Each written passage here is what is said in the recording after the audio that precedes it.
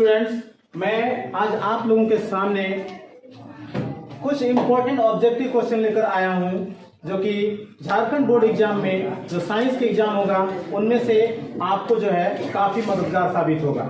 ठीक है, तो मैं जल्दी से इस वीडियो को आपको जल्दी से मैं समझा देता हूं कि क्या है। जैसे विद्युत आवेश का एसआई मात्रक क्या है, तो इसमें आपको ध्यान देना है कि एक मात्रक से संबंधित क्वेश्चन आपको आएगा जो कि विद्युत आवेश का एसआई मात्रक क्या होता है, कूलम होता है। ठीक है, कूलम होता है, इसे सी से सूचित करते हैं। तो ध्यान रखना है कि आपको यह क्वेश्चन आ सकता है कि विद्युत आवेश का एसआई मात्रक क्या है, तो इसमें जो है उसको संकेत के आधार पर भी दे सकता है, सी दे सकता है, के दे सकता है, कुछ भी उसका जो है सूचित कर सकता है। तो आप अगर कूलम रहे तो इसमें लगाना और सी रहे तो इसमें लगा देना है। ठीक है, सौर भट्टी में किस दर्पण का प्रयोग किया जाता है, तो आपको दर्पण, अवतल दर्पण, उत्तल दर्पण, समतल दर्पण, इन दोनों में से कोई भी जो है दिया रहेगा उसमें से आपको इसका आंसर देना है। तो सौर भट्टी में अवतल दर्पण का प्रयोग किया जाता है। सौर भट्टी में गाड़ी के हेडलाइट में, है ना, दाढ़ी बनाने में, ये में से कोई भी क्वेश्चन अगर आएगा तो आप अवतल दर्पण का प्रयोग करना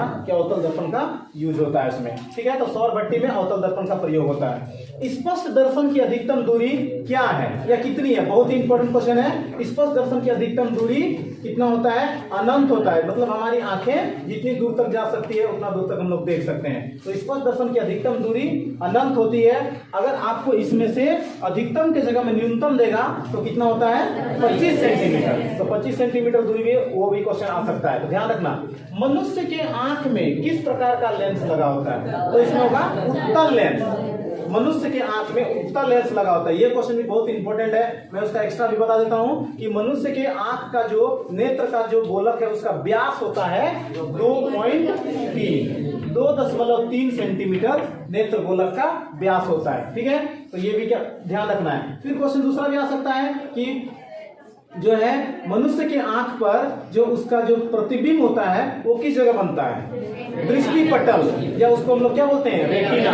वो क्वेश्चन भी बहुत बार आया है, तो हो सके वो क्वेश्चन ना देकर के इस बार ये आ जाए। ठीक है, कौन सा धातु कमरे के ताप पर द्रव अवस्था में, तो पारा, बहुत ही इंपॉर्टेंट क्वेश्चन है। आपको मॉडल सेट में सेट किया है कि कौन सा धातु कमरे के ताप पर, उसमें वहां पर अधातु लिखा हुआ है। तो क्या होता है कि आप बहुत सारे स्टूडेंट वही पढ़ के जाएंगे और आपको ध्यान रखना है कि मॉडल सेट तो सारे लोग पढ़ते रहे, तो वो क्वेश्चन ना दे करके उसके धातु के जगह में अधातु के जगह में धातु लगा दिया जाए। तो धातु अगर बोलेगा तो आपको लिखना है पारा और अधातु बोलेगा तो ब्रोमीन। ठीक है, मैं एक एक्स्ट्रा क्वेश्चन बताता हूँ जो नहीं लिखा हूँ कि ऐसा कौन सा धातु है जो हथेली पर पिघलने लगती है, सीजियम, उसको बोलते हैं सीजियम। ठीक है, तो सीजियम अगर वो आए तो ऐसा ध्यान रख लेना है। कौन सा धातु को किरासन तेल में डुबा कर रखते हैं, तो इस टाइप का क्वेश्चन भी आ सकता है। ओजोन गैस का सूत्र क्या होता है, O3। तो इस तरह का क्वेश्चन भी आपको दिया जा सकता है। फिर क्या है, एक आ सकता है CFC का पूरा नाम क्या है, तो क्लोरोफ्लोरोकार्बन। फिर दे सकता है ओजोन परत की क्षति के लिए कौन सा गैस जो है उत्तरदायी है, तो उसमें भी CFC होगा। ठीक है, ध्यान रखना है कि कभी फ्रियोन अगर दिया जाएगा कि रेफ्रिजरेटर में किस गैस का उपयोग होता है, तो फ्रियोन गैस का होता है। ठीक है, फ्रियोन गैस, तो वो भी अगर आएगा तो एक्स्ट्रा में तो ध्यान रख लेना है। फिर है अगला क्वेश्चन, सिरका में कौन सा अम्ल पाया जाता है, सिरका में, तो ये भी इंपॉर्टेंट है। सिरका में एसिटिक अम्ल पाया जाता है, एसिटिक अम्ल। अगर इसी क्वेश्चन को उल्टा के पूछ दिया जाए कि 4 से 8% एसिटिक अम्ल को क्या कहते हैं, सिरका। ठीक है, इसमें आपको मिलता है एसिटिक एसिड या अम्ल। ठीक है, इसके बाद मार्स गैस किसे कहते हैं, अब इसमें ऑप्शन दे देगा इथेन, मीथेन, प्रोपेन, ब्यूटेन। तो मार्स गैस मीथेन को कहते हैं। ठीक है, इसका ध्यान रखना, मार्स गैस मीथेन को कहा जाता है। मीथेन क्योंकि मार्स गैस क्यों कहते हैं, क्योंकि मीथेन जो होता है वो कीचड़, पंख, बहुत सारे गंदे जगहों में पाया जाता है, इसलिए उसको मार्स गैस बोला जाता है। तो ध्यान रखना, मार्स गैस मीथेन को कहा जाता है। एल्कीन का सामान्य सूत्र आपने पढ़ा था, एल्केन का CnH2n+2, CnH2n+2, ये एल्केन का है। फिर -2 रहेगा तो एल्कीन का, और सिर्फ CnH2n रहेगा तो एल्कीन का। तो इनमें से कोई तीनों में से एक आएगा। ध्यान रख लेना।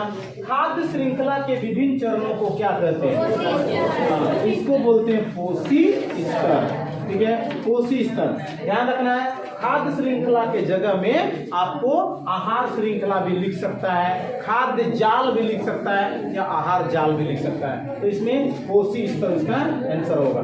पादप में वृद्धि हार्मोन कौन सा है? उसमें सबसे पहला नाम आता है ऑक्सीन।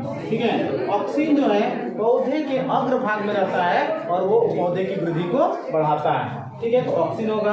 अनुवांशिकी का पिता कौन है? मेंडल। ठीक है, मेंडल अनुवांशिकी का। अनुवांशिकी को इंग्लिश में जेनेटिक्स बोलते हैं। ध्यान रखना कि अगर आपको एग्जाम में पूछ दिया जाए कि जेनेटिक्स के पिता कौन है, तो क्या होगा? मेंडल। मेंडल ने एक पौधे को चुना था, उसका नाम क्या था? इन सारे बहुत सारे क्वेश्चन आपको मिलेंगे। मैं अभी 12 क्वेश्चन ही करवाया हूँ, इसके बाद वीडियो लंबा ना हो, इसलिए आपको अगले वीडियो में मैं इसके लिए आपको और जो है जितना बाकी रेस्ट क्वेश्चन है उनको मैं करवा दूंगा। तो अगर आप चैनल में नए हो तो प्लीज सब्सक्राइब कर लें ताकि आपको ये वीडियो मिले।